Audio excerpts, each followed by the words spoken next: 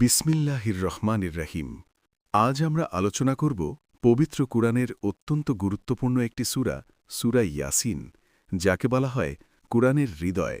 এই সূরার প্রতিটি আয়াতে লুকিয়ে আছে ঈমান শক্তিশালী করার গভীর বার্তা, মানুষের জন্য সতর্কবার্তা এবং আল্লাহ তাআলার অসীম কুদরতের নিদর্শন। সূরাটি শুরু হয় রহস্যময় অক্ষর ইয়াসিন দিয়ে, যার প্রকৃত অর্থ আল্লাহই ভালো জানেন। এরপর আল্লাহ তাআলা কুরআনের শপথ করে বলেন, নিশ্চয়ই নবী মুহাম্মদ সাল্লাল্লাহু আলাইহি ওয়াসাল্লাম সত্য রাসূল এবং তিনি সরল পথের উপর প্রতিষ্ঠিত। এই সূরায় এমন এক জাতির কথা বলা হয়েছে যাদের কাছে আল্লাহ তার রাসূল পাঠিয়েছিলেন যাতে তারা সত্যের পথে ফিরে আসে, কিন্তু তারা সেই রসূলদের অস্বীকার করে এবং মিথ্যাবাদী বলে প্রত্যাখ্যান করে। আল্লাহ তাআলা তাদের সাহায্যের জন্য আরও একজনকে পাঠান, তবুও তারা সত্যকে গ্রহণ করেনি, বরং তাদের অবাধ্যতা আরও বেড়ে যায়। ঠিক সেই সময় শহরের এক প্রান্ত থেকে একজন ঈমানদার ব্যক্তি দৌড়ে এসে বললেন, হে আমার জাতি, তোমরা এই রাসূলদের অনুসরণ করো। তারা তোমাদের কাছে কোনো প্রতিদান চায় না এবং তারা সঠিক পথের উপর রয়েছে। তিনি নিজের জীবনের ঝুঁকি নিয়ে সত্যের দাওয়াত দিয়েছিলেন, কিন্তু সেই অবাধ্য জাতি তাকে নির্মমভাবে হত্যা করে। তখন আল্লাহ তাআলা তাকে জান্নাতের সুসংবাদ দেন এবং তিনি আফসোস করে বলেন, হায় যদি আমার জাতি জানত যে আমার রব আমাকে ক্ষমা করেছেন এবং আমাকে সম্মানিত করেছেন। এই ঘটনাটি আমাদের শেখায়, সত্যের পথে চলতে গেলে কষ্ট আসতে পারে, কিন্তু আল্লাহর পুরস্কার সবচেয়ে বড়। এরপর আল্লাহ তাআলা তার অসংখ্য নিদর্শনের কথা স্মরণ করিয়ে দেন।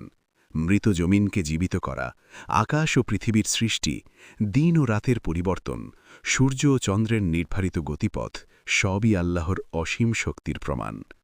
মানুষকে বলা হয়েছে তারা যেন চিন্তা করে এবং এই নিদর্শনগুলো থেকে শিক্ষা গ্রহণ করে, কিন্তু অনেক মানুষই এসব দেখে না বোঝার ভান করে। তারা দুনিয়ার জীবন নিয়ে ব্যস্ত থাকে এবং আখিরাতকে ভুলে যায়। অথচ একদিন প্রত্যেক মানুষকেই মৃত্যুর স্বাদ গ্রহণ করতে হবে এবং আল্লাহর সামনে উপস্থিত হতে হবে। যখন শিঙায় ফুঁক দেওয়া হবে, তখন সবাই কবর থেকে উঠে দাঁড়াবে এবং বলবে, হায়, কে আমাদের ঘুম থেকে জাগিয়ে তুলল?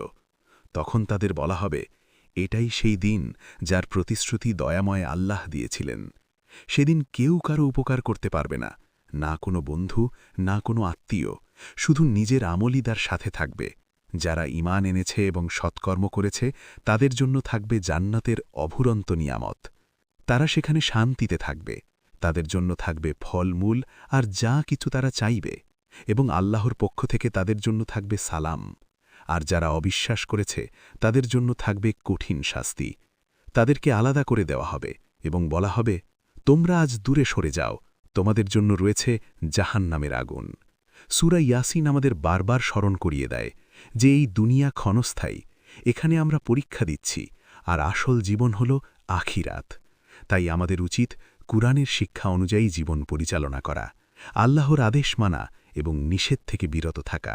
এই সূরার শেষে আল্লাহ তাআলা তার অসীম ক্ষমতার কথা বর্ণনা করে বলেন, তিনি যখন কোনো কিছু ইচ্ছা করেন তখন শুধু বলেন হও, আর তা হয়ে যায়। সুতরাং সমস্ত ক্ষমতা একমাত্র আল্লাহর হাতেই। তিনি জীবন দেন, তিনি মৃত্যু দেন এবং তিনিই আবার আমাদের পুনরুত্থিত করবেন।